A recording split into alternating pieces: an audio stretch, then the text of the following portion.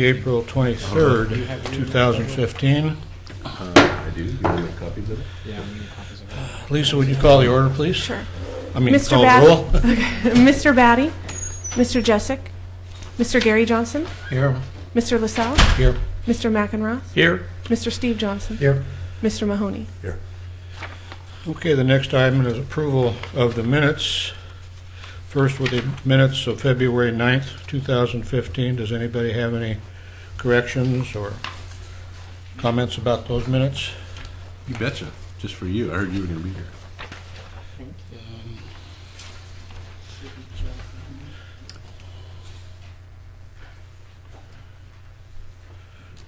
I have one correction for the first order called to order and roll call. The meeting was called to order by, it says Chair Johnson. Oh, It should have been Chair LaSalle. Yep. And that was for the first set of The minutes? February The 9th. Okay. Okay, moving on to the minutes of February 17th, 2015. Does anybody have any comments or corrections on that? I have one. On page 5, the very last paragraph, Mr. LaSalle will contact neighborhood association chairs to come to TAC meetings. It should be their meetings.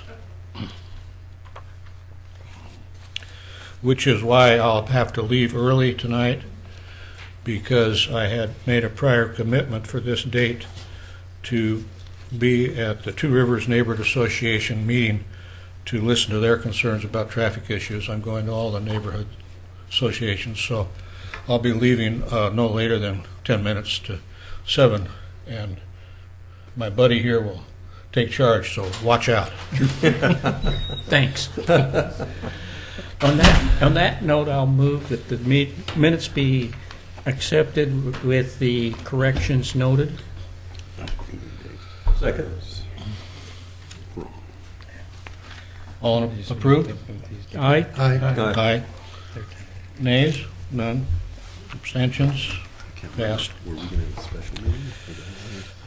We were still. Agenda analysis. Does anybody have anything that you want to change about the agenda? Okay, we'll proceed. First up is citizen comments.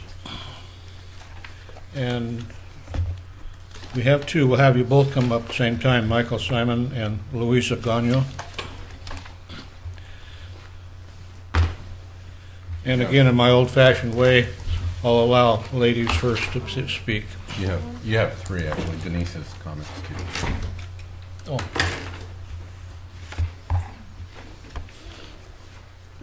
Okay.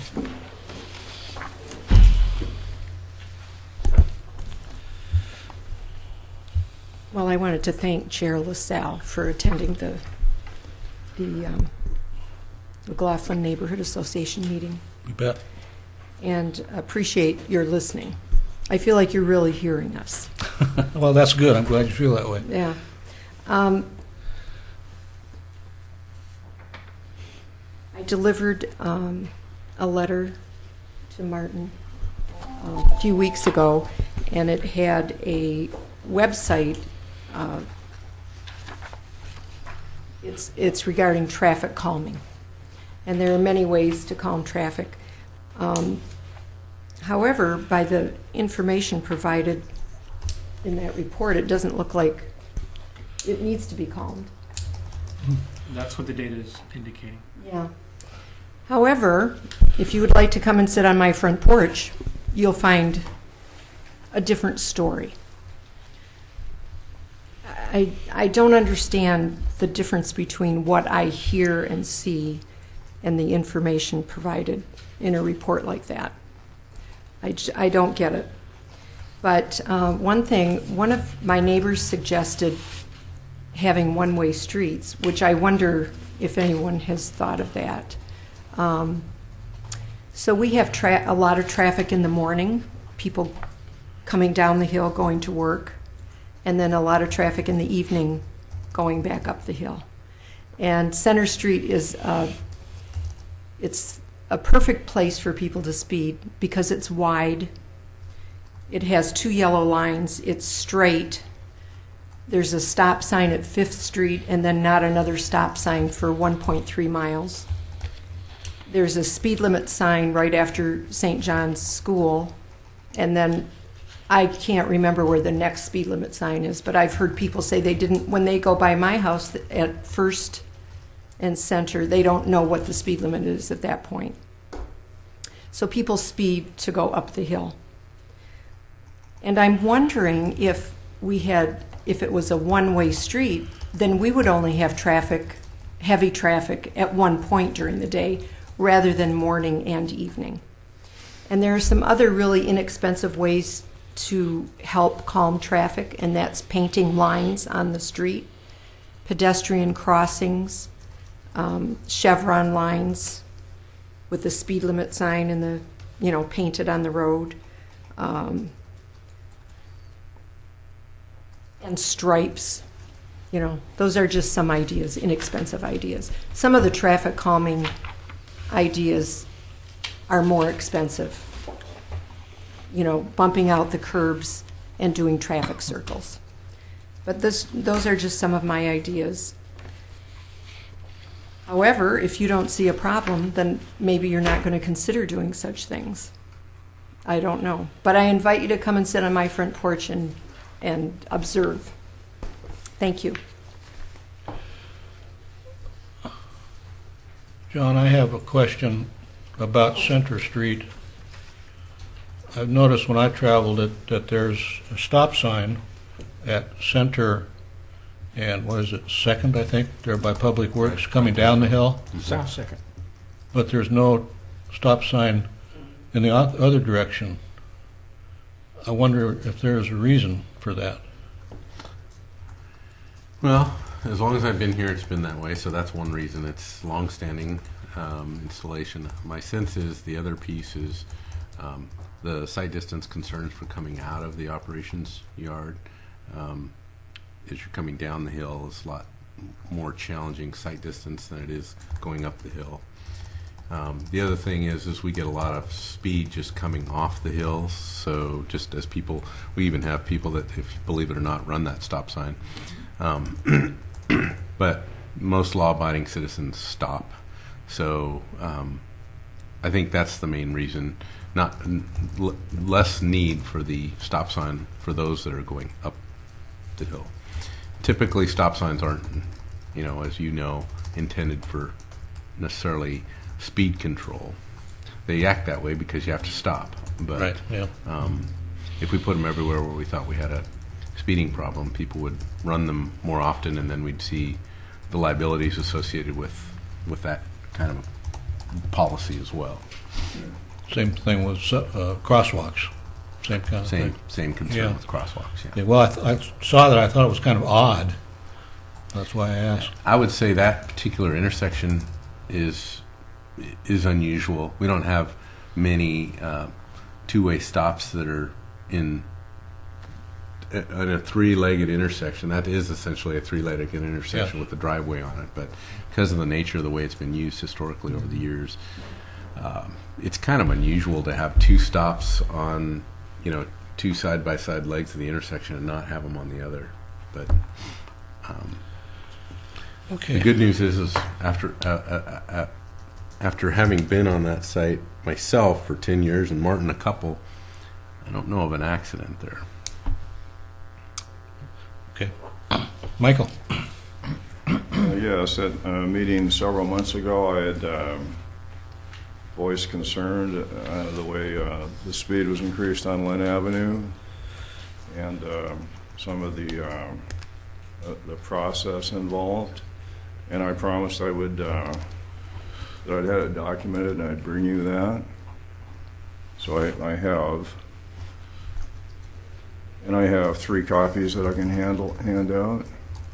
It's kind of thick. I wonder, that's pretty extensive. Would the city be able to copy those and get copy to all the members of the TAC? We can scan it and give them to you Yeah. via email. Does that work? I mean, not right now, but No, but send it to us. in the future. I have this Yeah. one where I've separated out the references, the way I've organized it, so it's easier to refer to, because Oh, there's okay. a lot of things to refer to. Mhm. May I hand this to you? so you Oh, can look yes, at it? definitely. That's quite a document. Represents a lot of work. Personality flaw. Thank you very much. Pass that one on, Ben, please. I'll take one, you take one. Goodness gracious. So it'd possibly be better to let people have a chance to read through what I have to say and then discuss it after that. I think so, yeah, Okay. because it's quite a, like I said, quite a document. You put a lot of work into it, so I think we all need to have time to sit at home and kind of absorb And it. I would like to say that I don't mean to be critical of Public Works. I really appreciate Public Works.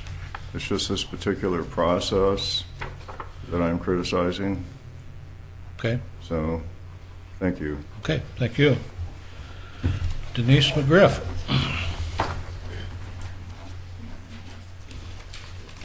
Thank you for your effort on that, by the way, on this. That's really that's going beyond the pale. Denise, did you want these handed out? You may. So pretend that this is your March meeting because I had intended to be here to speak to you. I'm Denise McGriff, and I'm here under the hat that I'm wearing tonight as the chair of the McLaughlin Neighborhood Association. The reason that I am here is that at our last meeting, and again, I'll reiterate what Louisa said. Thank you, Bob, for coming. Well, let's just say that since I've been involved in the Neighborhood Association going back to 1996, every meeting that we have had from that point to now has always had a component in it where people talk about traffic and the concerns that they have. As many of you know, I've been working with Chief Band on some other items, but one of the things I asked him recently was, what is the #1 complaint that you hear from citizens in Oregon City? And it's the big T: traffic, traffic, traffic, traffic, and more traffic. I am well aware through my professional affiliations that we are in a constrained environment in Oregon City. I know that we're going to be getting more traffic. Traffic is going to get slower. It's not necessarily slower on our residential streets. And I guess in a lot of ways, I would have to concur with what Louisa said. I really think that the members of our public, whoever they are, whether they're commuters or residents, they really have forgotten that unless it's specifically posted, the speed limit in a residential zone is 25 miles per hour. I mean, I know that, but I don't know how many other people really know that or how many people pay attention to it. Before I get to the letter, I want to draw your attention to, so I live very nearby, and I cross Center Street on a regular basis. I stood at the curb. I looked directly at the traffic in my direction in both ways, making sure that they saw me.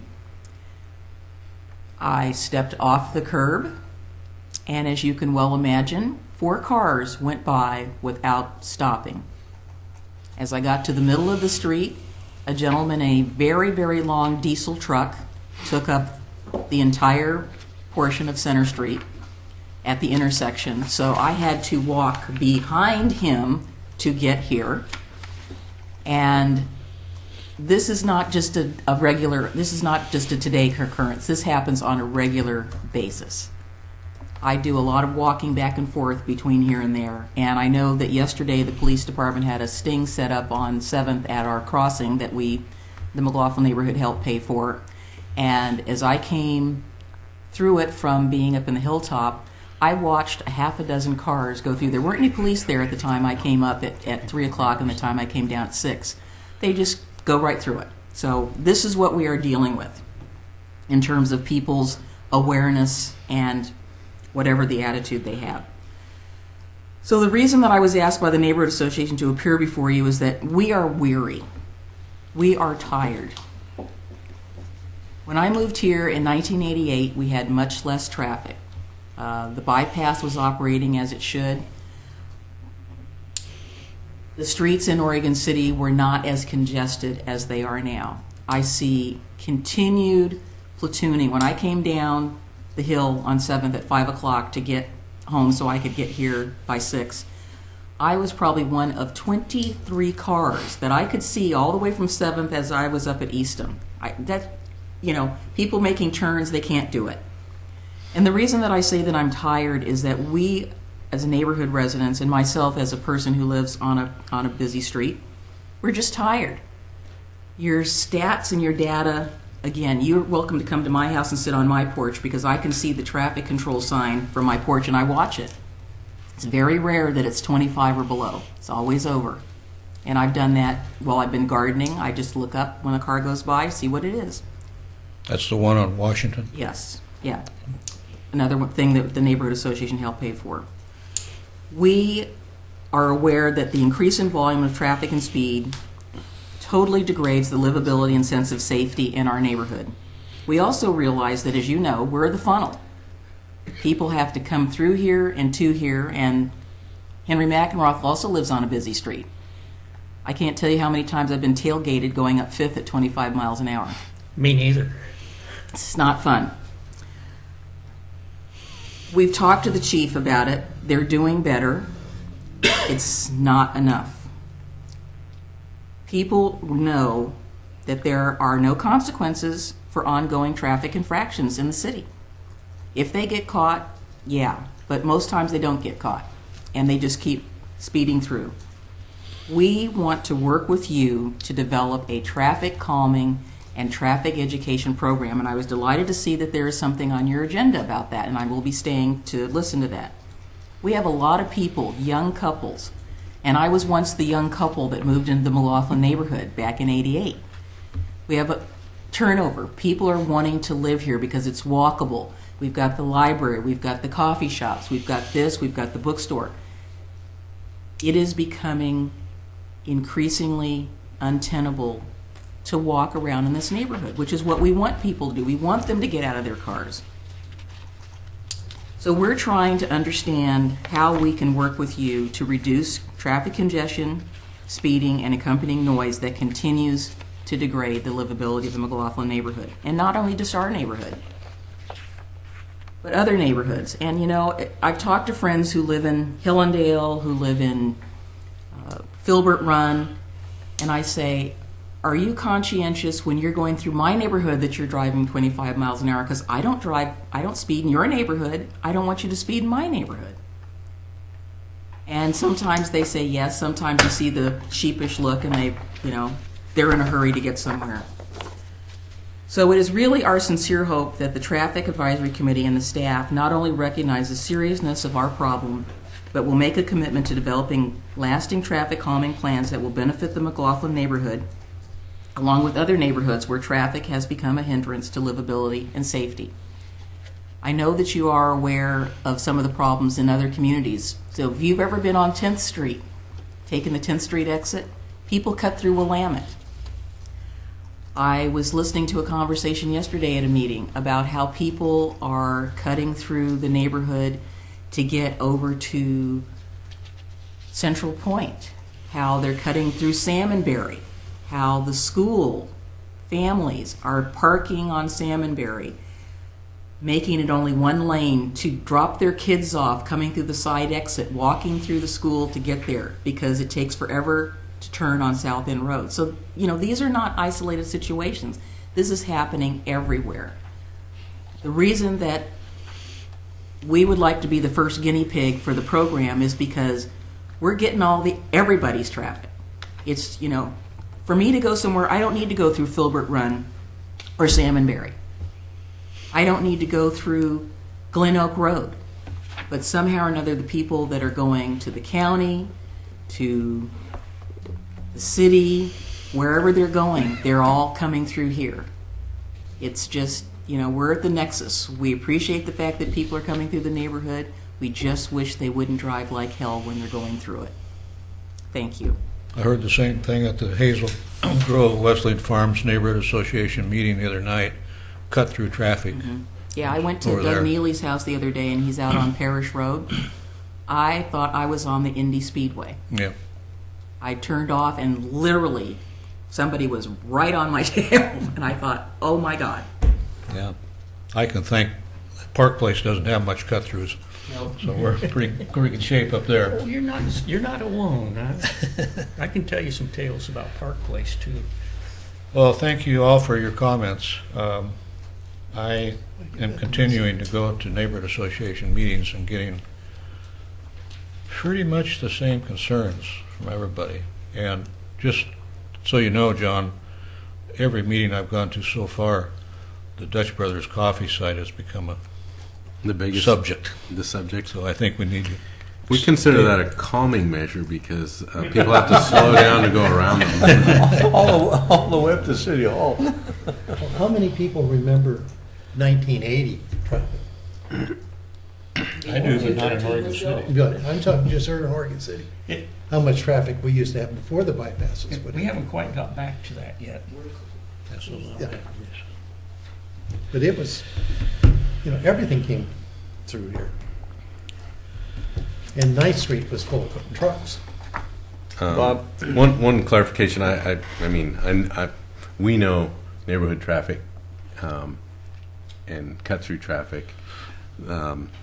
The traffic delays or traffic load is a whole nother. That's kind of a different problem, but and one that I think is a whole nother challenge. But the one. So the only thing I heard, Denise, from your presentation that I wanted to correct you on was our citizens all contributed to the crosswalk installation here at 7th. It wasn't a McLaughlin neighborhood sponsored project. The one that was the one you mentioned, the speed sign down on Washington. That's the one where the McLaughlin neighborhood contributed to We gave that. you guys a check part of the help with the push button. No. No. We paid for the relocation of one of our speed signs, and then I know that. that's So- the only check we received. It was $3,500, and it was for the installation. We used that to pay for the electrical. Well, we approved giving you some money for that push button. I'm still waiting on a check for that. That'd be great. I'll make sure that it happens. But regardless, I just wanted to correct that since I think all the citizens, I think it's fair to say that all the citizens contributed to that pedestrian crosswalk, ped button location, and actually all our traffic control devices, electronic or non-electronic, including the new trailer that we just picked up. So just so you folks know that every citizen gets. If you think about how they pay for things, that's whether it be through gas taxes. Most of those were bought through gas taxes. So just letting you know that. I agree with Denise. I think that the problem is going to get to the point where it's going to just develop to be a crisis. It's approaching that now. And we could stop issuing building permits tomorrow, and traffic would continue to increase because of what's happening in our outlying areas in terms of growth there. And we're right in the crosshairs with traffic. But I think that we're going to, if we don't do it on our own initiative, we're going to be forced by the public, and comments that are going to continue to appear here, to take some sort of political action where the city commission is going to have to really pay attention to these neighborhoods, these collectors, and these arterials, and really get on with a program. And as soon as the Legacy project starts to take hold with the Riverwalk and what have you, it's going to even be more compounded. So I think we ought to start really taking some serious consideration of these comments. It's not a matter of technology, it's a matter of attitude. These drivers behind those wheels, it's a matter of attitude. So. Well, and to a certain extent, disrespect for others. Yeah. Well, my objective in going to these neighborhood associations is to gather all the information from the entire city, and then we can look at trends. And I think I see some developing already, and then we can concentrate on what we can do with the help of the citizens to make corrections as much as possible. Of course, we're not going to be able to solve all the problems, like I've said before, but we can sure as heck give it our best shot, I think. So, Okay, move on to new business discussion items, the Public Works report. Right, so in your packets, and do we have an extra packet? Because this group might be interested in these. I don't know if you actually printed off the packet, but there's a topic on here that here's one. Let's just, I have more. Lisa's got us, she's got us handled here. Here you go, Martin, here's another one. I think it'll let you move closer. Hi, Thomas. Sorry, I mixed this up with my normal meeting for today and got the wrong time. Oh, that's okay. So we've been talking about neighborhood speeding concerns. That's what the citizen comments were about. And it's timely because the first item on ours is to talk a little bit about public education and how maybe, aside from things like striping and signage and hardscape improvements that might calm traffic, there's also the public education piece that a lot of cities have turned to in a effort to try to educate the public about neighborhood speeding concerns. It's interesting that every neighborhood meeting that you've gone to, neighborhood cut-through traffic is the major complaint. My sense is it's those same drivers that are probably speeding through the McLaughlin neighborhood, because I think I agree with Denise. That's the one neighborhood that just about everybody uses every day if you're in a car. So, people are really aware of it on the street that they live on or the street that they walk on.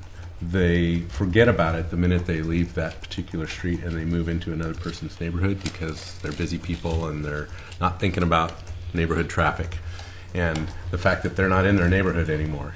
So how that plays out is, on every driver has probably a different thought process, but my sense is most of them aren't thinking about it often enough. That's kind of why those electronic speed signs are effective for most drivers. They see it and they go, oh, that's right, I need to be slowing down, and they slow down, right?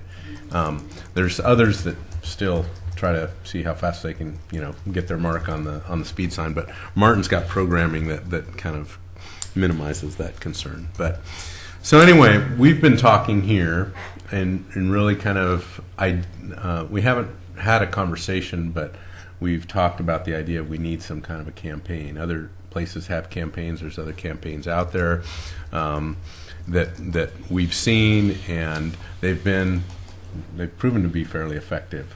The question that we had as we were looking at these various programs is, what are we trying to accomplish here? Who's our audience? How big a program? We could take on a program that, this isn't a program that staff is going to necessarily carry for you.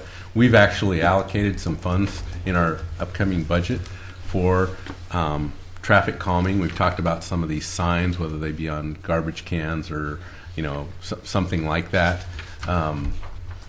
We've included some dollars in our budget so we could actually acquire that kind of signage, and we'd like to do that. The next question is that all we're going to do, or is there something else out there? So some of the programs have education campaigns that go to the schools so that the school children are getting the message, and then hopefully they're taking it home and they're hearing about it. There's mailers that we could, pursue. There's public outreach to the neighborhood committees, kind of like what you're already doing, Bob, just to kind of keep that going. Although my guess is a lot of the people that are going to the neighborhood committees probably aren't the ones speeding, right? It's probably everybody else who isn't really that in tune to community and the kind of things that maybe might erode what community is all about, right? So there's other programs we've looked at. I think we shared with you, I don't know if we shared with you or if it was with the CIC, but we shared like some programs that come out of a program in Oregon called Oregon Impact, where they've got placemats, children's placemats, so that they go to the restaurants. And my guess is there's a volunteer, or a couple of key volunteers, or a volunteer organization that's visiting the restaurants and supplying them with these kind of tools that might help educate the children. Safe Routes to School program, meeting regularly with the school district to kind of pursue that. Trying to get it at a earlier age, and maybe at an age where parents will listen to that message in a way that's different than what they might see in a newsletter or in a in a piece of mail that they kind of round file without really spending much time with it. So, and some of these programs get fairly innovative. We saw this Oregon Impact group sent us things that weren't necessarily focused on neighborhood speeding, but they were focused on other safety concerns for drinking and driving, for instance. There's a lot of messages out there about texting or pedestrian safety. And so as Lisa and Martin and I were looking at this, it was kind of like, well, it's a pretty big audience. It's a pretty wide message. The main concern we hear is about neighborhood speeding, right? Everybody's concerned about texting while you're driving. We get that. Everybody's concerned about drinking and driving. But most of what we hear in this format is about neighborhood speeding. And so it was our feeling that, and we put together this mission statement to just kind of see if you agree that that's kind of the focus of where our program should be, at least as we start it this first year.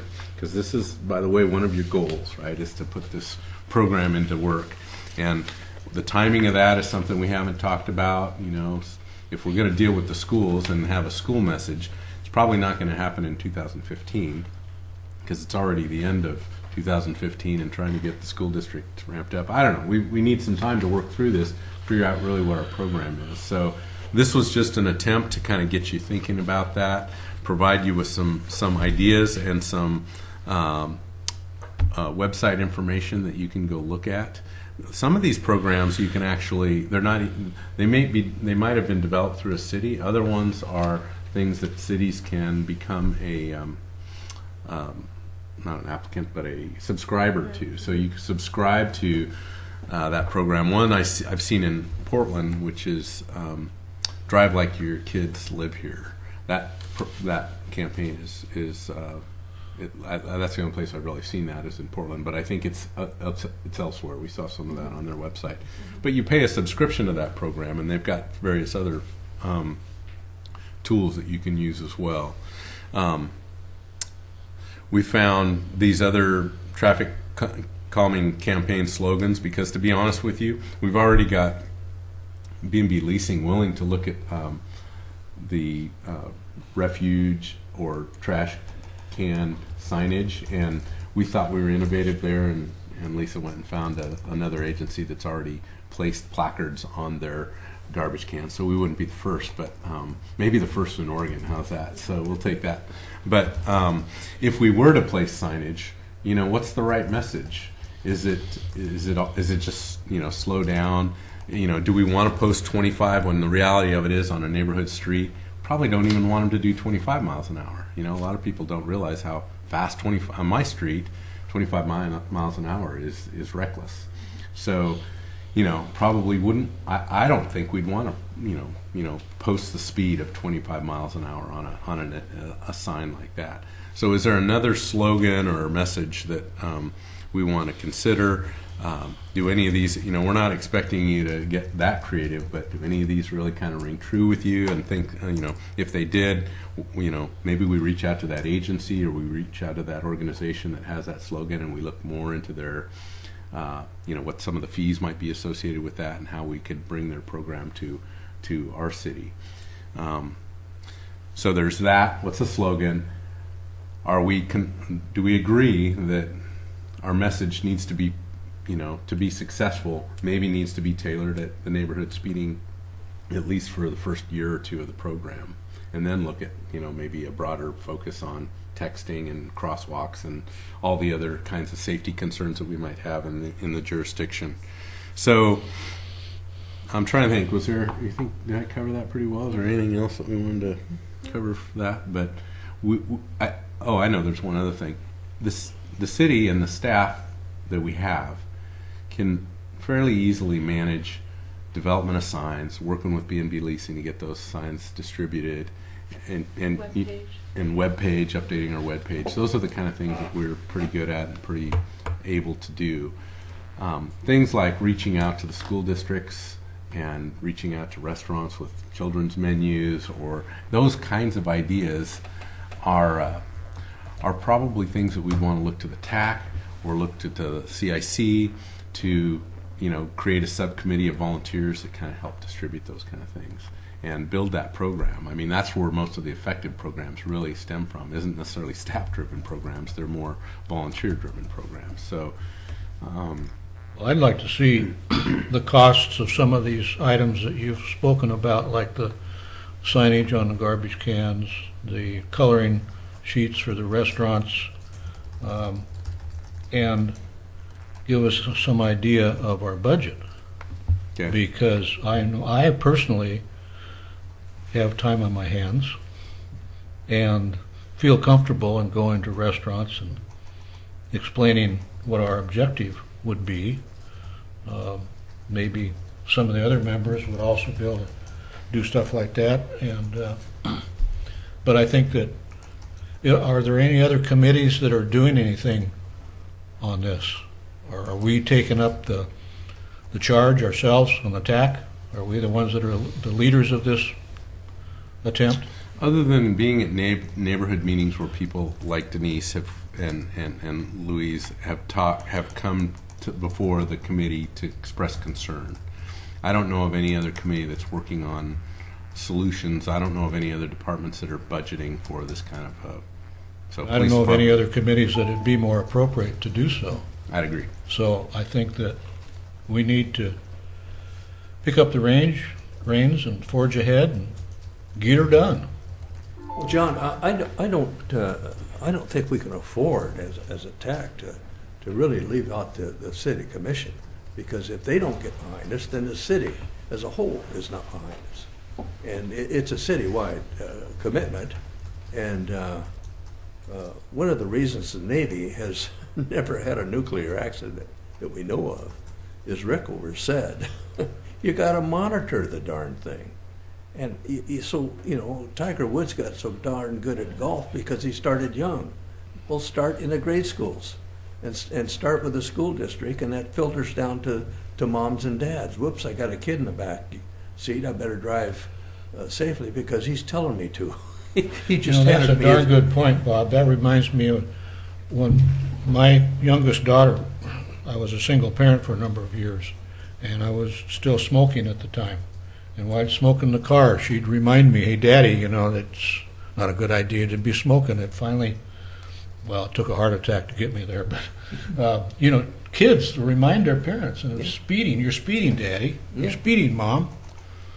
Yeah, that's a good point. I'm really serious about challenging, if it comes to that, because we're in a crisis mode now, as far as I'm concerned, is that we challenge the city commission to get on board, because we're taking the brunt of this here, and the planning commission with this traffic. We think about land use, forget it. It's traffic. Challenge those people to say, hey, get on board. Let's have a citywide campaign to make our sidewalks and our streets safe. And the reason I say sidewalks is other cars don't scare me as half as much as pedestrians do, because they're challenging me when I come to an intersection. They will step off the curb with their earplugs, look straight ahead, and I'm on my brakes half the time. Wish I should be, give them the respect due. They'll never win the fight with my car. But we've got to get everybody into the mix here and respect what we're doing here. Mm-hmm. And unless we get the city commission on board with this, then whatever we do here is going to be second. It's just going to eventually, because we don't have the budget, we don't have the power of the influence of the commission behind us. So I really recommend that highly. Well, some of that I would say I agree with. We did look for proclamations, for instance, example proclamations that would be appropriate. We didn't find those, but that doesn't mean that these cities that have these other programs haven't done that, and they just haven't posted that information. We haven't reached out to them, but that's one thing. I guess the amount that we've budgeted for this, I don't quite remember what that is, $5,000. So is such a small number that the budget committee and the city commission really aren't kind of looking at that. They do tend to look to Public Works to, manage our TAC meetings and, have expenditures that are reasonable with regard to signage, those kind of things. So I think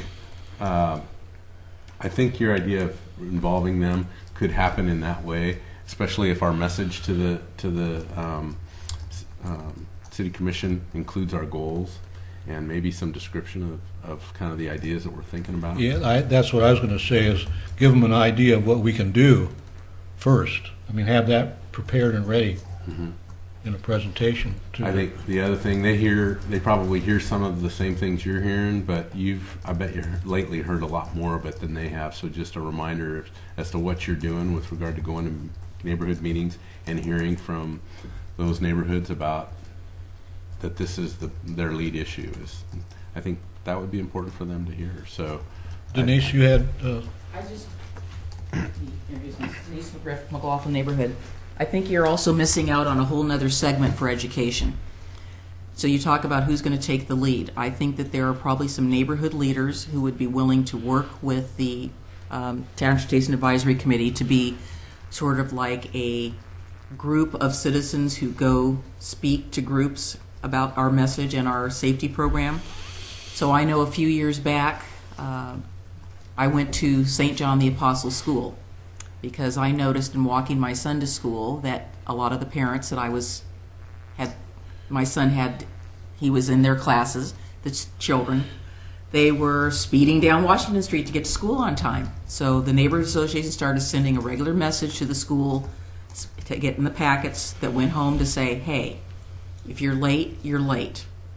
Do not kill yourself trying to get to school. We also need to talk to the county. Martin knows that I sent him an email saying I thought it was one of our trucks, but it wasn't. It was a county truck.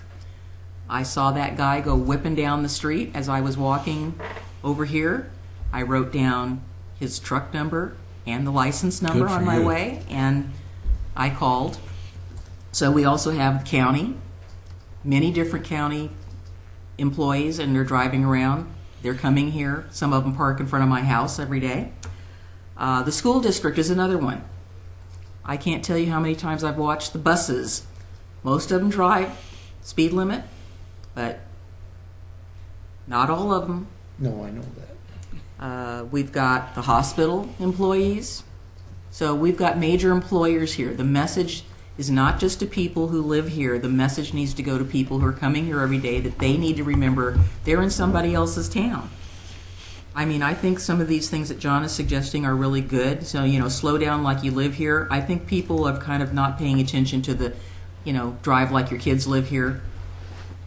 Obey the sign or pay the fine. Stop speeding before it stops you. I think that needs to get a clear message to adults. So John and the committee, an education campaign is great. What about other tools? Louisa brought up curb extensions. Again, we work our butts off every summer to raise money to do projects in our neighborhood, and we're going to do it again this year, much to my chagrin, but we're going to do it. And we're going to have some money, and one of the things I would like to suggest to our group is that we give some of the money, again, like we've done in the past, to the city to help promote some of these things. So I love the fact that when I drive to Friend's house in Portland, I can go around a little traffic island. It slows people down. You have to pay attention. My favorite, of course, and we keep hearing from the fire department, is that I like speed humps. Although I've done 15th in Portland, and I've seen people, but it does slow them down.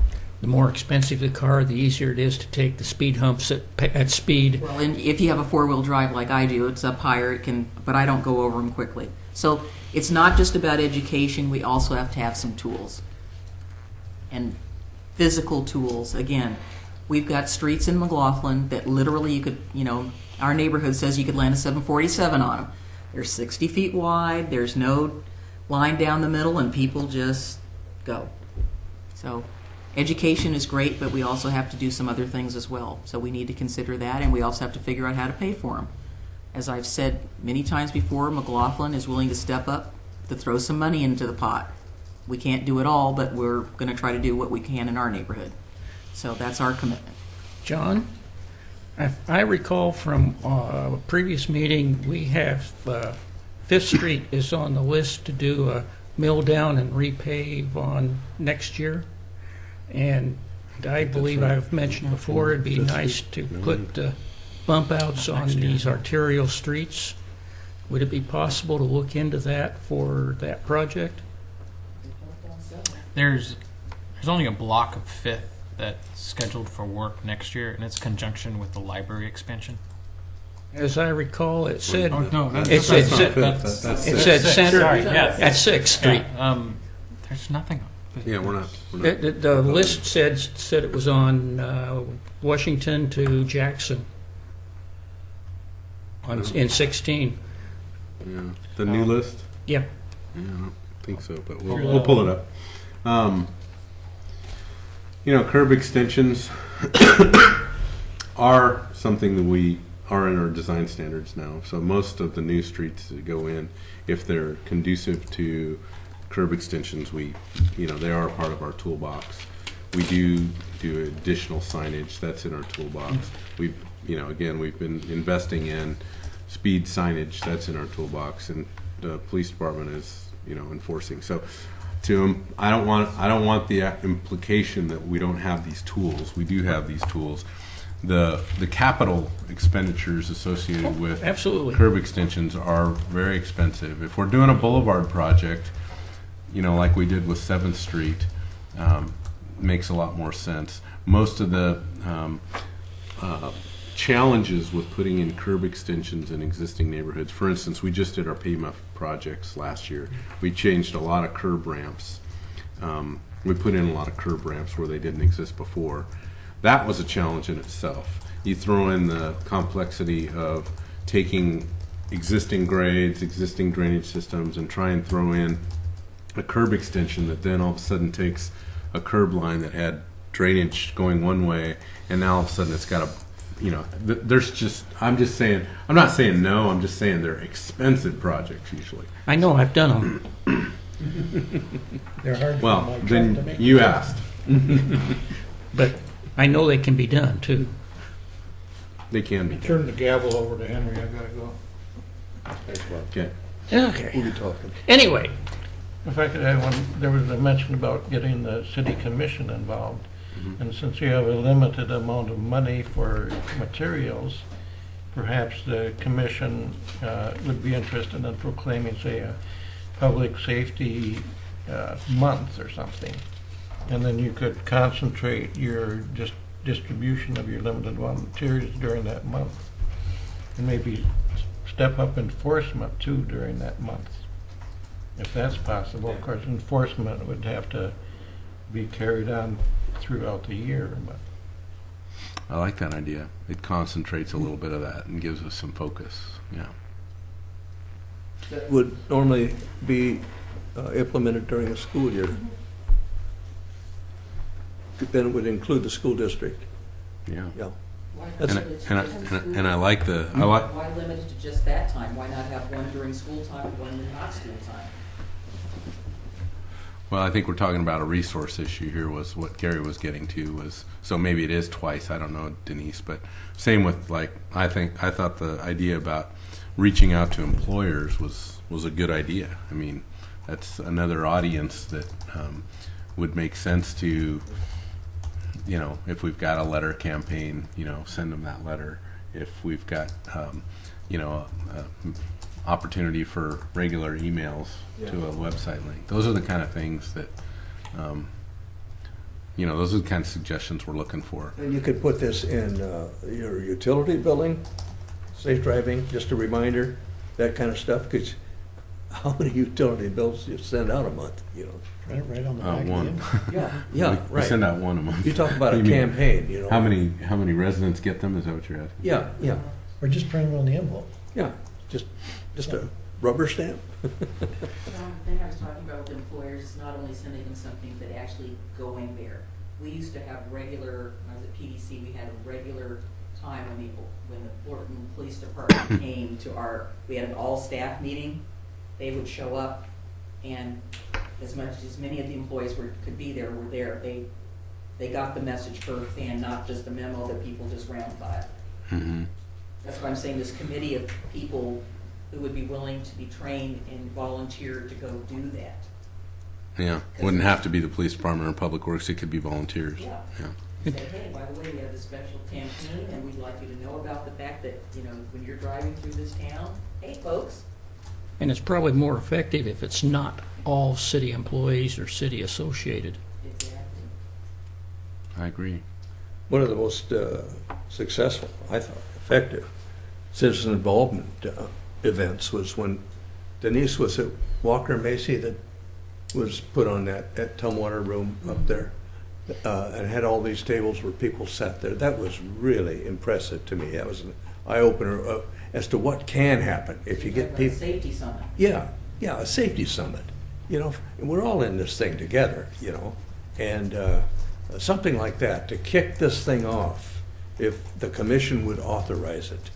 I mean, this is a committee that's not only going to go so far as a committee without authorization from the commission, and launch a citywide campaign with the school district and the county participating, and get this thing going, because it's not that you don't have to be a rocket scientist to do this.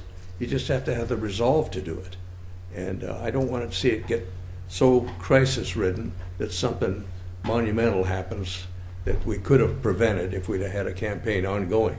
And some of the simple solutions are right staring us in the face. We just have to have the resolve to do it. And I think that some of the comments that made here tonight and some of the reaction here is healthy, and I think that we ought to just stay on top of it. In my previous life, I recall a sort of a slogan that was used at the end of the summertime. It was schools in session, be extra alert. And whether or not speeds actually dropped during that time, I don't know, but that is something that I saw year after year, and people might tend to pay attention to that. One thing that we noticed, and I know this is getting long, so I want to close this up, but a lot of the campaigns are focused squarely on children, safety, driver safety around children, and that may be the most effective message.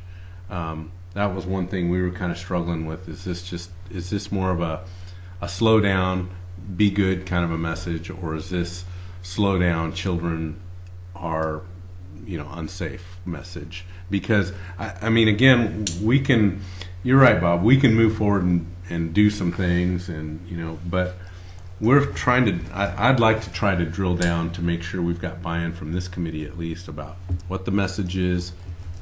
And I think we know it's a citywide message, so we've got a large audience, but is that message specific to neighborhood speeding, first of all?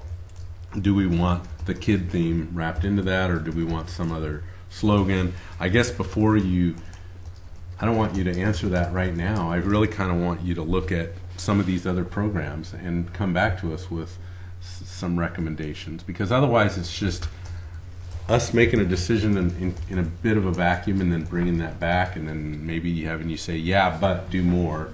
And I'd rather not go through that. I'd rather have some homework, give you some homework, and bring back to us with kind of your opinions on what we should do.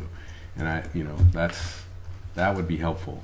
And the proclamation piece, how we distribute that message, those are all future, what schedule we put this on, because we are limited in resources. It'd be nice to say we could go out and, create all these training programs for volunteers to be able to figure out what the message was. That's a bigger ask for the staff that we have here. But if we could get to a message and figure out some things that we could implement in a way that we can check a successful program box. Once we get that first success, my guess is we're on the road to the next one. I mean, I like your thought about the children, because really, I mean, what other message is there? I was involved 40 years ago with a near fatal accident that involved a child, and it changed the dynamics of my family. And there's other families out there that have gone through the same thing, and it shouldn't be forgotten. We kill more people on our highways than we kill in wars, and they're the forgotten victims. about something we could correct and don't.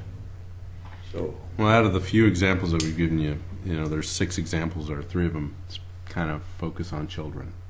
If that's, the message that you think makes sense. that's the one we should start with, I think. Okay. Well, again, I'd still like you to do some homework and get back to us with kind of your thoughts on that. Any more thoughts? Shall we move on then? Yeah. Next thing, if I'm still on track, is the RAMS program. So last month, or not last month, 2 months ago, we had several questions citizens were asking about our street sign maintenance and some of the programmatic work that we do, and I explained to you briefly about our RAMS program. Our RAMS program stands for Road Audit for Maintenance and Safety, and just included some information as follow-up per your request regarding that program. If you'll take a look just after this Excel spreadsheet of that we prepared for you, there's a brief color map. We essentially divided the city up into zones. The zones are assigned to individual staff members, and they basically function as the caretakers for each of those zones. And on the following pages gives you an indication of the types of caretaking activities that those individual staff members are assigned to do within those respective zones. And so they're proactively going through these areas, looking for these key points, and working up responsive work orders to address any deficiencies that they find or that a citizen or a third party identifies for us in those areas. We've had really good response with this program. We prepared it in response to the federal requirement to upgrade all of our street signs to meet the retroreflectivity standards. So it helps us meet those goals. The feds say you shall meet these standards within a set timeline, and we're on track. We've already replaced one of the zones' entire sign inventory. We spent about $12,000 to $14,000 a year on just signs. Large portion of that was for just replacing signs within, I think it was Zone 9 that we did last year. Why did yours come out in color? Mine's black and white. That's weird. It was Lisa made mine. I don't know who your I don't know who your assistant is, but John ranks higher. Does yours look like mine? It's like mine ran out of ink halfway through. Yeah, you guys got the wrong. I don't know. Yeah. There's a message. I don't know. Now we know where we stand, Martin. I know. Hey, don't feel bad. I got the same one. I remember this when I signed payroll. So we're moving through systematically with the sign replacement, and we also pick up, potholes that the guys find out. What it's done is it's instilled within the team a sense of ownership, which is what we want to do. And it's helping us get ahead on a lot of these little preventative maintenance things that we could, be a little bit more proactive on. So that's the RAMS program. There's a crosswalk sign that's pulled out in front of the Jackson campus on Jackson Street, laying on the sidewalk. Okay. I don't know if it got fixed yet today or not. It's that one you've got in the middle of the block. Crosswalk at Jackson and what? Between 12th and 11th. Henry, we skipped a couple things. You want to work backwards, and since Martin's kind of covering, he's got this matrix, and I don't know if you were planning to talk about. You were planning to talk about. I was just presenting it. So the last meeting that I was present at, and I apologize, there was a meeting between here and there that I missed. We had several citizens that had come in and presented several varying requests for information, and the easiest thing for us to do was to prepare a matrix and give you guys just a response to each of these that we were able to actually generate a response for. I don't propose that we go through each of these, but you're welcome to go through them. Several of these have already been addressed regarding Central Point and the speeding signage concerns on Central Point, we're working with the state and trying to do analysis on that. The Gaffney Lane, no parking zones, those have already been closed out per what I stated at that meeting. Several of these other items that were brought up, really with the long-term plans that we have within the transportation system plan or the Lynn Avenue corridor plan, several of these issues should be addressed through that process. So just prepared some responses for you here. Feel free, take a look. If you have any concerns, we'll be happy to answer them. Just this was the most expedient thing. Well, Martin, in that Yeah. in that regard, you passed out some speed reports prior to the meeting. Yeah. Would you care to So, kind of highlight what's important on these? Yeah, unfortunately, we do not have our big screen today. And we were going to show you guys some photographs of our new speed radar trailer. So within the last 2 fiscal years, John and the department, we've allocated funds for some radar speed signage. So for the first fiscal year of this last 2-year cycle, we bought, in conjunction with the McLaughlin neighborhood, a new speed radar sign. And it allowed us to relocate one of our other ones into one of their preferred locations. So that was a partnership that we did with them. The year 2 of the fiscal year, we had enough money budgeted, and we said, well, we get a lot of requests, and we just can't keep moving these signs from one spot to one spot to one spot, because it limits it to pre-designated locations. So we paid a little bit more, and we bought a speed radar trailer, which gives us mobility to anywhere where we have a safe clear zone, where it's enough right away where we can put it out there and it's not going to cause an impediment to traffic or get the device destroyed. We are collecting data and informing the general public. So the one that we bought, we're extremely happy with right now. The main thing is it's got 2 different types of car alarm on there, and we can lock the hubs, and it's solar powered, so it's completely self-sufficient, and it shouldn't walk away, which is my biggest concern. Somebody would actually take one of those? Oh, they disappear all the time. What happens to them? Somebody buys them. There's a market for everything out Sell there. them to another city? Somebody buys them. Is it? But yeah, we're very pleased with the constructability of it. It's completely self-sufficient. It's got 4 independent batteries. It's got a solar charging system. We can leave it on a site for over 30 days and not have to worry about it. The other main thing that we like about it, it gives us information. A lot of the first generation, second generation of these devices, all it did was tell you speed, and that was it. But honestly, most of these kids were using it to calibrate their odometer. So with the device that we bought, we get information from it. So that's what we're presenting to you guys. So we can talk to neighborhoods and say, this is what we're actually seeing. We can put it out on a site and have it do nothing but collect data. Just turn off the display entirely, and it gives us a good speed analysis without skewing the results. It also gives us the capability, if the neighborhood speed rating is 25 miles an hour, what we did for Central Point is up to 35 miles an hour. It told you you're doing, anywhere from 15 miles an hour to 35. After you hit 35, all it told you was slow down, because I'm not trying to encourage anyone to, clock their odometer. I'm trying to encourage people to slow down. So it's been at 3 locations. The first location was just across the street from the Public Works Operations Center. That was really just for calibration. And plus we had a video camera on it in case somebody decided to walk away with it. The second location, we moved it further down the street, so that's why you have 2 reports for Central Street. Center Street. Center Street, sorry. And that was just trying to get some variability on that road corridor so we can give you guys some information. It's currently out on Central Point right now. That was another location at the last TAC meeting where some people had indicated they were concerned with some speed information. So we've given you all 3 of those locations. What we're working on now is a program for citizens to request the deployment of the city's speed radar trailers. This is in conjunction with the police department. They have a trailer, we have a trailer, they get requests, we get requests. There's absolutely no reason for us to be duplicating efforts. We're working with them to coordinate. We have a common tracking system that we're both using.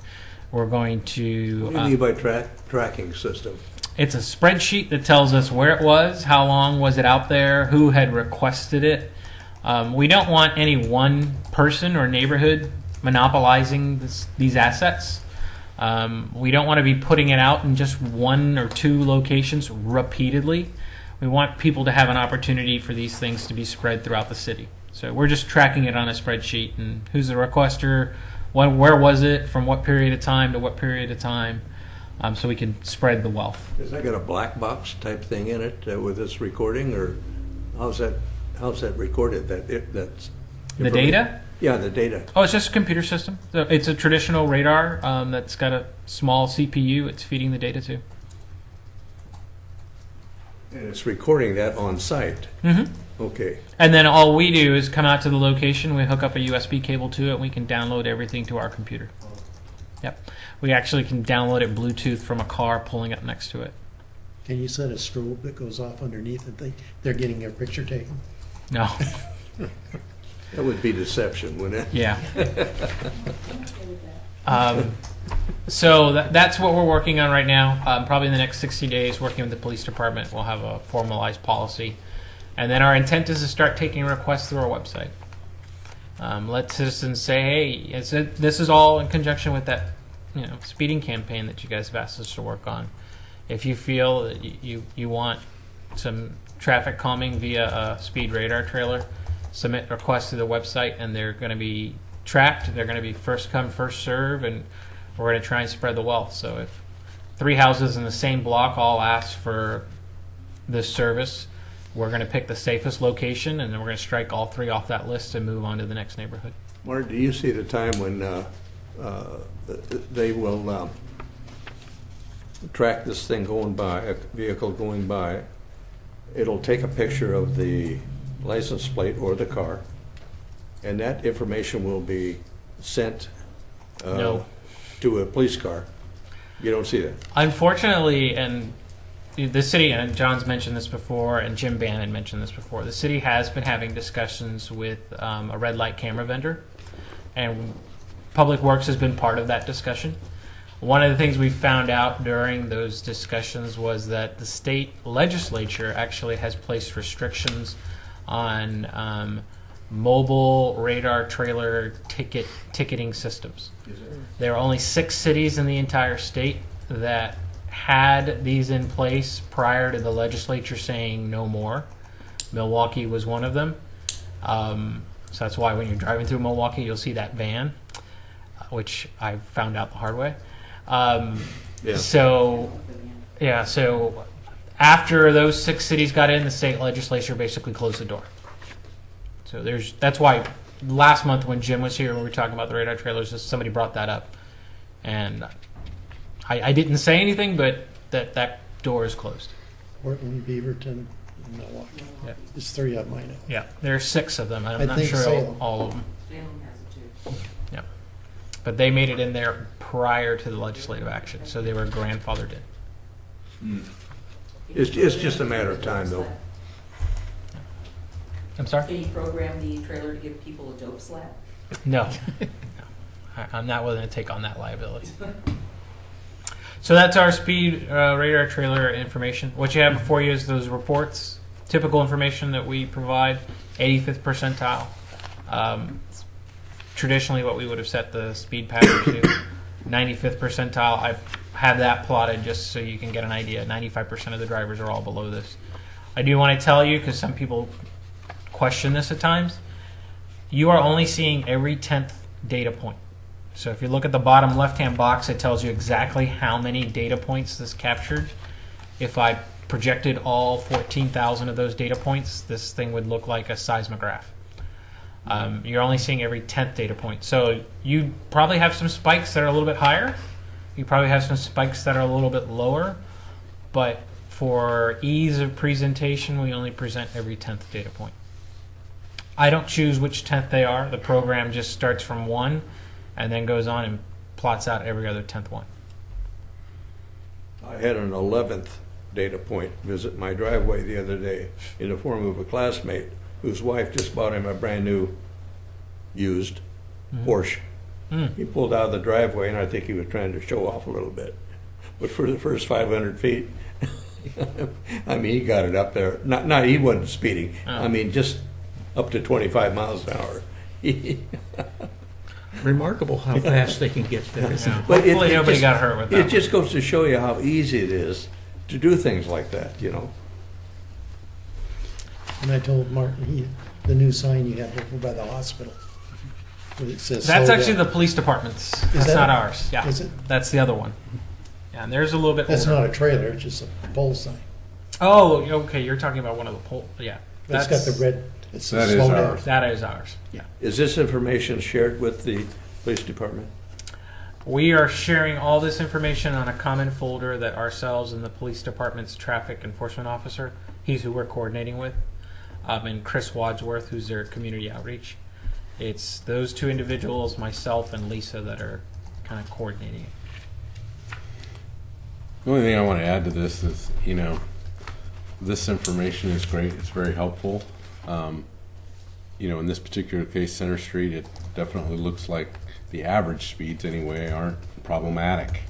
But we know that there's instances when people speed, definitely. But just the effort involved in logging this data, downloading this data, providing this data, putting it on the website or in a folder, figuring out how to manage the trailers, or in other cases, trying to figure out how to manage our movable speed signs. We weren't doing this. We've been doing the movable speed signs for probably 3 or 4 years now, because that's how long we've had those. But it's a new work task. It's a new work item for Public Works that we never did before. We've absorbed that within our funding programs. I get a little worried about just, you know, how much management we do of this as the community becomes aware that we have this, how many requests there are for it. You know, I mean, it's you know, I mean, the data is as good as what we download. We're not troubleshooting it. We're not, you know. So I think it's just important for the TAC to be aware of that this is another tool that is helping, but it could become consuming if we're not careful. Yeah. And one of the things that we're rolling out in the policy, which I have a draft here, is limits. So there's some educational component to it, but there's also setting some limits. So we're looking at 30-day deployments, and it's basically, it sits there for 30 days just because I can't be sending people every other week to move it from A to B to C to D. It's a time killer. This is why I think it is so vital to get the public involved. And a great slogan and a great campaign was Smokey the Bear. Only you can prevent forest fires. Only you can prevent speeding. Slow down or drive safely. But if you get the public involved and reduce that speeding, maybe your resources wouldn't be so challenged. Maybe you wouldn't have to do things like that. Are you saying this might be a job for a volunteer? I think it's a job for everybody, frankly. Managing the trailer? No. Not a volunteer job. Sorry. Okay. We are getting a little long here. I had an item that I think I had a really good message for when I first asked for it to be on the agenda. It's called Regional Transportation Conversations, C4. I think what I'll do is I'll abbreviate that because I don't have that same message prepared that I did when I asked for the agenda item. So C4 is the Clackamas County Coordinating Committee, and there's several kind of subcommittees of that. The C4 for the county is a group of mostly elected officials from various cities, hamlets, water districts. The C4 is made up of a variety of represented bodies, and the county has used them over the years. That used that group over the years to talk about a variety of issues, most of which have been traffic related, traffic funding, traffic transportation. You know, that committee comes together once a month, and it's usually the evening of the fourth. No. the first Thursday of the month in the evening at the Development Services Building up on Kane Road up there. So actually, it's on Library Court. So that C4 group makes a lot of decisions countywide, region-wide. Sometimes we feel underrepresented at that particular group because it's made up of not only metro cities, but like I said, hamlets. There's a hamlet representative. There's a water district representative. There's a special districts representative. So whether it be water or sewer districts, they're on the group as well. And there's rural cities. There's just a variety of positions on that the bylaws allow for. And a lot of transportation-related decisions are made there. In addition to that, there's a staff, which is a technical advisory committee to the C4 group that meets. So that is typically the metro cities, and then there's a metro C4 committee. And they all, the metro C4 committee, which is made up of again, electeds, but it's of the metro cities, meets in the mornings on that first Thursday of the month. And topics, anything from kind of what Metro is doing and what kind of policies Metro has with regard to growth, with regard to transportation funding. It happens at that C4 level. And TriMet is there. Usually Wilsonville brings SMART.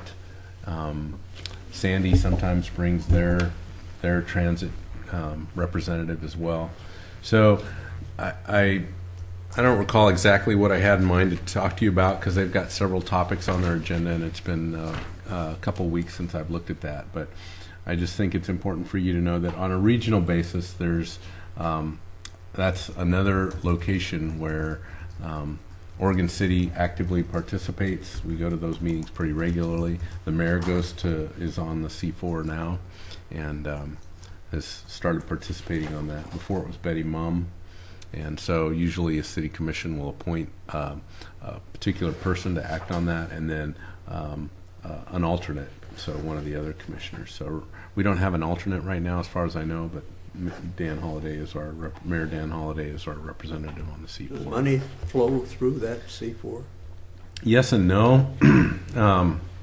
Usually when there's a decision to be, oftentimes when money is made available through a grant, there's more requests than there is money.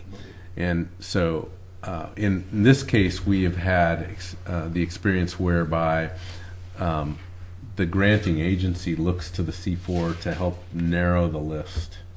And in years past, I don't know if you remember, but there was a project in Oregon City, the Malal Avenue project. That was the decision-making body that helped make the decision to give that grant funding to a couple of other projects besides Oregon City's projects. So yeah, sometimes they do make decisions. They're advisory to the decision-making bodies that do most of that.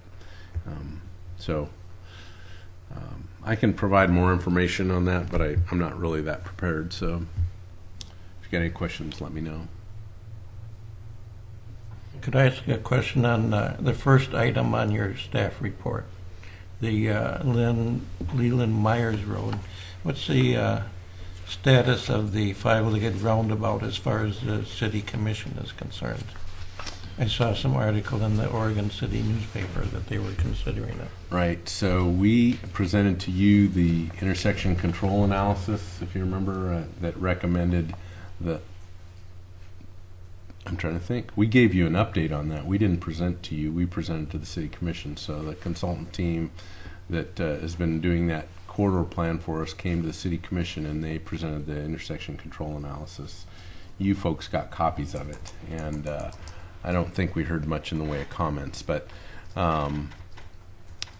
actually, Gary, you might have given me some comments on that. I can't quite remember now, but anyway, so that intersection control analysis is complete. It's been presented to the city commission in a work session form, so they didn't necessarily make a decision, but we got essentially the nod of approval. So they were pleased with the fact that we did the took the extra step to do more detailed analysis of all the alternatives, not just the 5-leg alternative.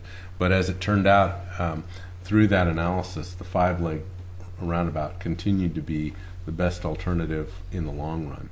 It was the most expensive alternative, but if you thought about delay, if you thought about maintenance, if you thought about the value of accidents, taking in some of those other considerations, the present value of that solution was the lowest.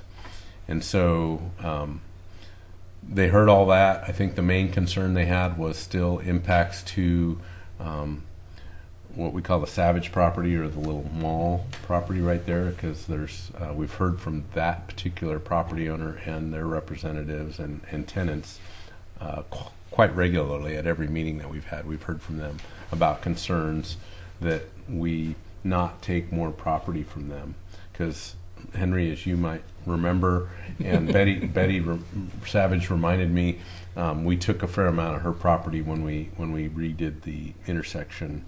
We didn't take any, we gave them.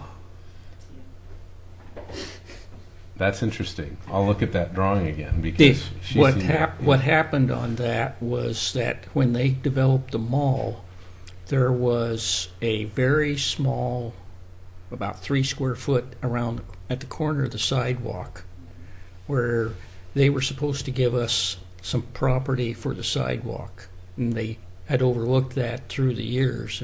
We redid the intersection. The property corner was under the center of that sidewalk, and the sidewalk was put back exactly where it was before. The side on what would be Warner, Parrott, Central Point, if you'll look at the fire hydrant location, that was where the right-of-way was. The right-of-way is now up by the sidewalk. Well, she provided a map that I haven't, this just came recently. I haven't studied that, but maybe I ought to buy you lunch and we should go talk about that intersection, because the implication was that we took a bunch of property from her, and here we were coming to ask for it again. I would concur with that. I remember when that happened. Yeah. So anyway, I think the mayor in particular was pretty concerned about more takings there. With righteousness. Yeah. So, and we've always kind of agreed that we'd like to be able to figure out and work out solutions there that might make her access even better and safer. So, I think it's necessary. Yeah.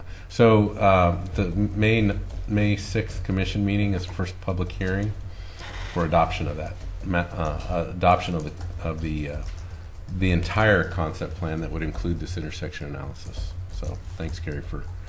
I didn't realize we skipped that item as well. And the other item that I had a couple quick questions on was your little charts on the street division responsibility guidelines. Mm-hmm.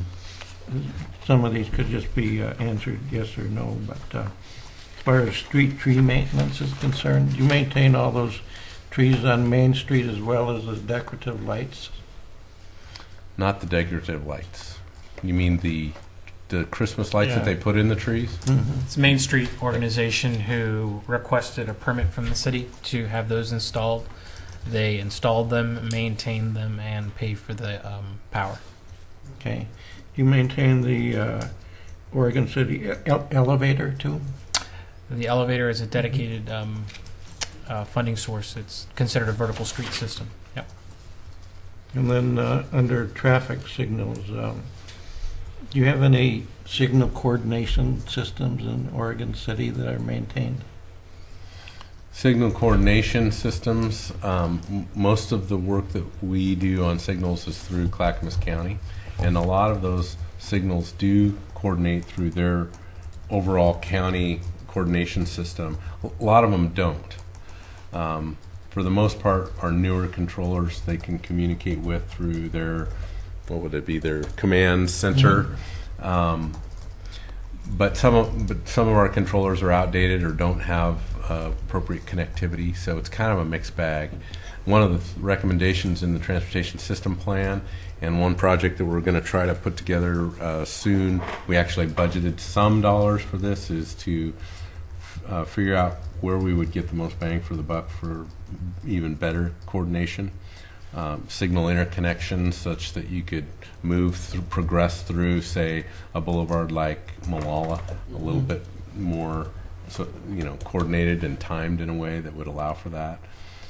The other thing that the region's talking a little bit about is how to give transit some priority on signalization, so that when they come to a signal, they may be able to help affect how quickly they could move through that corridor. That's not happened yet from in the region, but something we're thinking about. I'm somewhat familiar with, as far as transit priority, maybe extending the green for a second or two. Right. But not as far as, wouldn't be similar to emergency vehicle preemption system. Yeah, I'm not overly familiar with what the alternatives are, but I envisioned it something not like what the public safety can do with a signal, but maybe more along the lines of what you talked about. Okay. And if you could also touch on the last item, the Myers Road extension. I'm not familiar with that. You want to take a stab at it? Sure.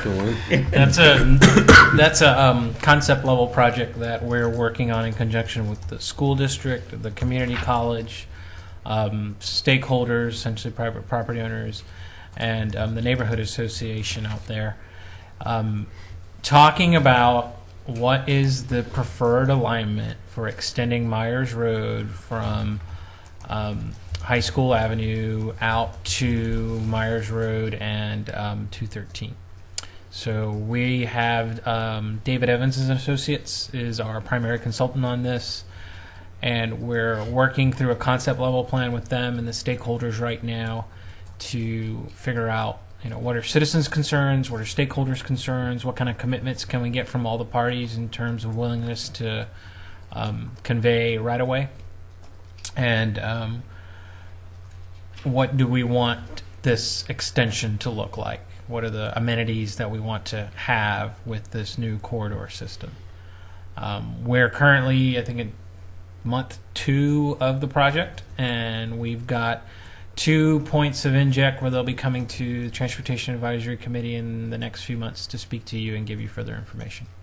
The transportation system plan shows Myers Road curving up and then creating a four-legged intersection. That is a very, very conceptual plan.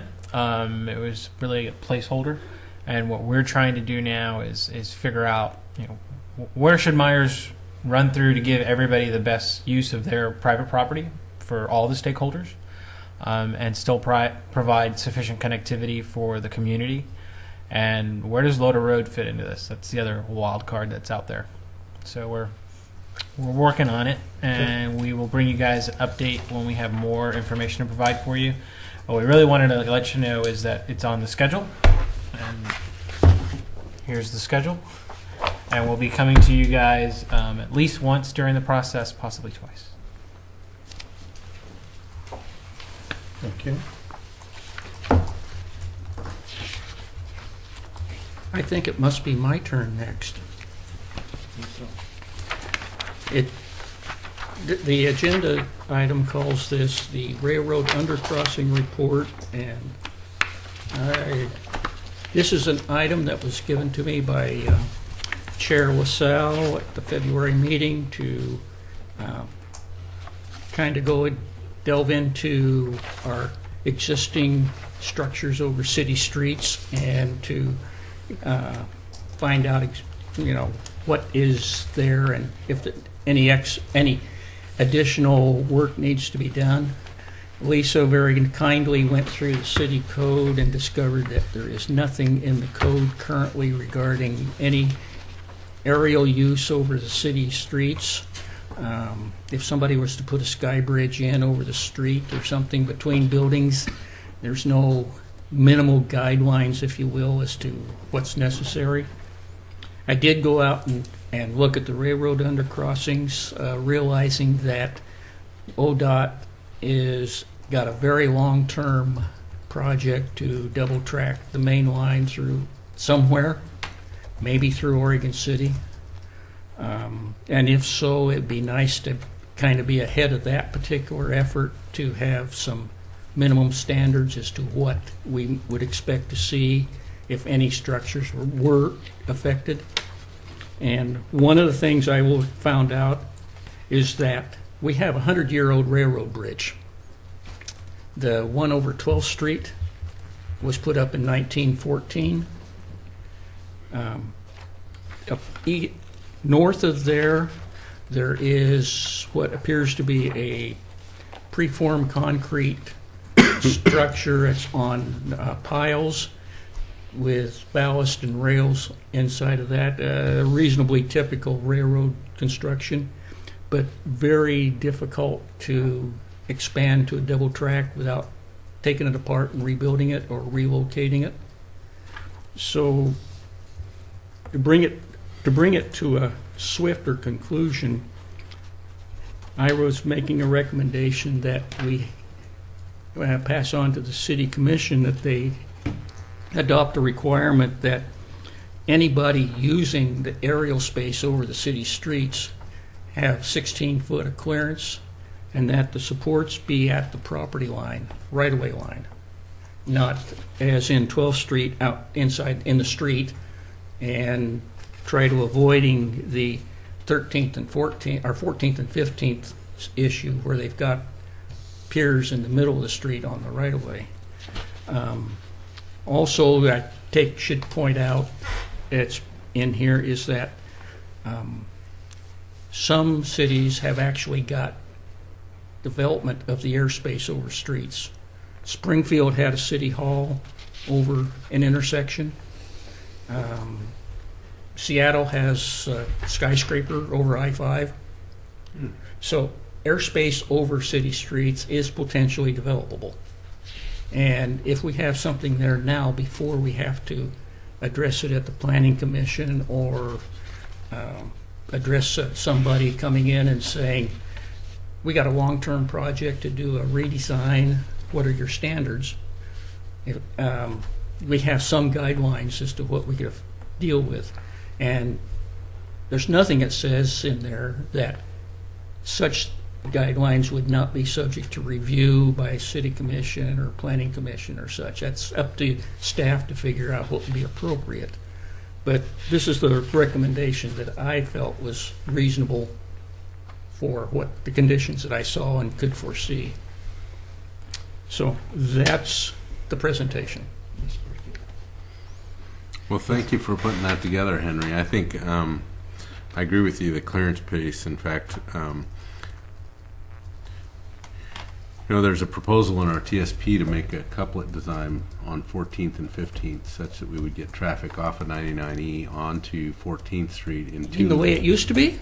In 2 lanes of traffic, and then make 2 lanes of traffic go out 15th. And one of the concerns we have is adequate vertical clearance.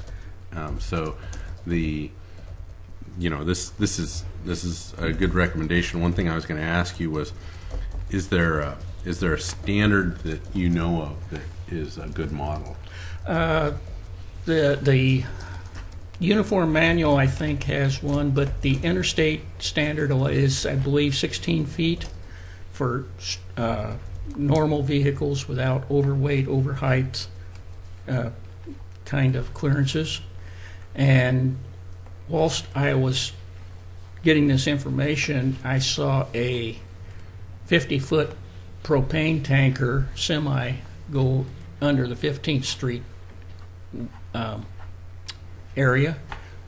That particular one, in order to get the clearance that they have there, they've actually depressed the street. So you go through a slight dip. And as these trailers get longer, they will span that dip. So what was the standard? What was the standard? The standard, I believe, is 16 feet.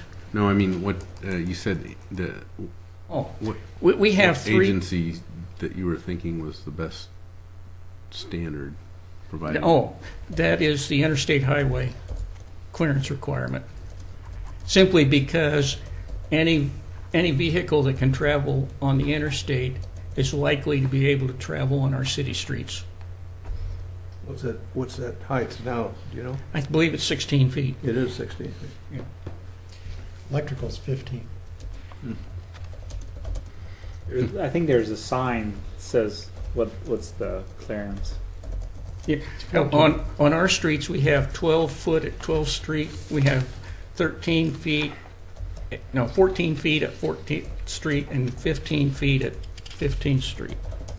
They're pictured in here, so. Yeah, each one of them has. Yeah. Has that. But with railroad crossings, one of the problems you're dealing with, obviously, is the grade of the railroad itself. They don't want to change that ever. And if they had to, the 10th Street crossing would be affected. And you don't want that any higher. Yeah. No, I think it's a good recommendation, especially if we're going to have other building-to-building overhead crossings. And a sky bridge between buildings, a developer may want to do that someday. Do we adopt these recommendations by consensus and ask you to refer it on to the commission, or how do we do that? By motion? Well, I mean, this is really down in the weeds for the city commission. It's more likely going to be a design standard that we would consider adding to our street standards. Okay. So, I would say, I think the report is kind of helpful.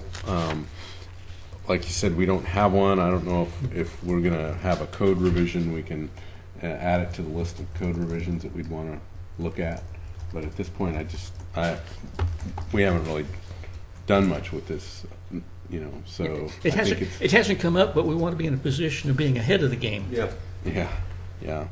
So I don't, Bob. I don't think that you necessarily need to make a motion to adopt, because we may not adopt it. Okay. So. The freeway standards were brought up. I think the Federal Highway Administration standards for freeways is 14 to 16, but there should be at least one 16-foot clearance route through our urban area. Mm-hmm. And the other thing that might differ is that I think for pedestrian overcrossing, they recommended 17 feet instead of 16. Maybe they foresaw a bigger traffic toll, and if a big vehicle collided with a pedestrian overcrossing.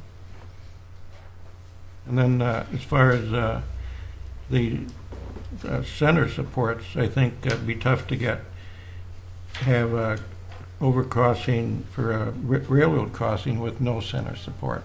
But I would support that, downtown if somebody wanted to build or develop an area over Main Street, for example. Yeah. And there shouldn't be any center supports on that. My thought was if we were to remove the center supports, we'd probably end up with a taller structural beam, and then we'd have back clearance problems. Which is why you want to have it subject to engineering review. They could put a steel beam across instead of concrete. There are ways to deal with things, but. Is there even a room to lower the street down to make the 16-foot clearance? Well, I think Henry's right. That probably happened at one point in time. I do know that we've got we've got utilities in there that are already very, very shallow, and really no options on the other. They're flat and shallow. So isn't there an oil pipeline running underneath there too? An oil? Yeah, Southern Pacific used to be.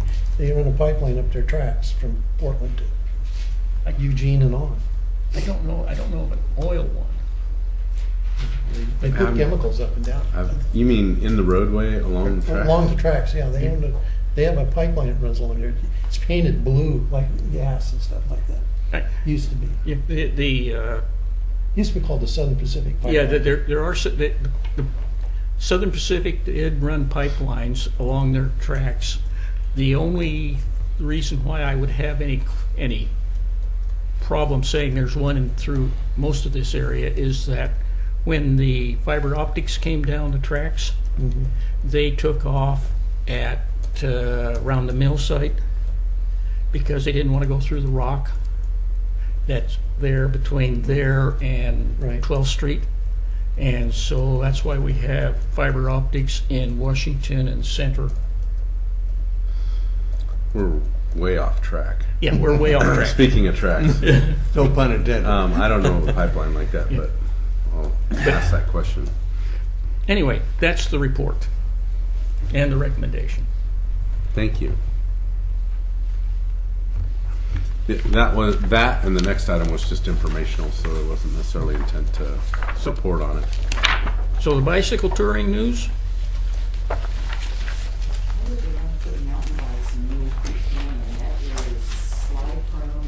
Yeah. And that's Metro's idea. No. Well, Metro, when Metro develops the park, they're looking at doing a bike trail through there. Yep, to help the homeless. May I address this? Yeah. Okay, I've been following the whole Newell Canyon thing with Metro closely, and just, complete disclosure, I am a cyclist. I make my living off cyclists. I ride mountain bikes. I've been involved in trail building. A properly engineered trail is going to be no more slide prone, no more erosion prone with bikes on it than it is with hikers, trail runners, any other pedestrians. If it is found that the area in Newell Creek is not appropriate for cycle trails, it is probably not going to be appropriate for hikers either. Now, I know Metro has had a study, commissioned a study by IMBA, the International Mountain Bike Association, and they have not made the results officially public yet. I have heard that IMBA's recommendation was it was not strictly appropriate. I've also been told by Metro councilors that that report is not the sole thing upon which the decision will be based. Somebody. Bicycle tourism is an economic generator, and as the city of Portland continues to remove options for urban off-road cycling, Oregon City's in a good position to cash in on it. Yeah. My sense is that all the geotechnical concerns associated with building something would still have to go through a land use process. So it's an idea that's got some support from a variety of community members and non-community, people that are outside Oregon City. I think you're right. Has the potential to, bring more folks to Oregon City, which has got some good things to it in terms of economic development, some bad things in terms of traffic. But I think it's an interesting balancing act we play here. But so I think Blaine. I'm trying to remember. Was it Blaine that provided that? Yes. Blaine Meyer. Blaine Meyer shared that with us, and we typically, if somebody sends us something that they'd like passed on, we share it as an informational item. John, when you say balancing act, are you talking about the high wire with or without a net? Lately, it's been sort of without the net. Any other news? Any other items? Going once? Going twice? We're home. All right.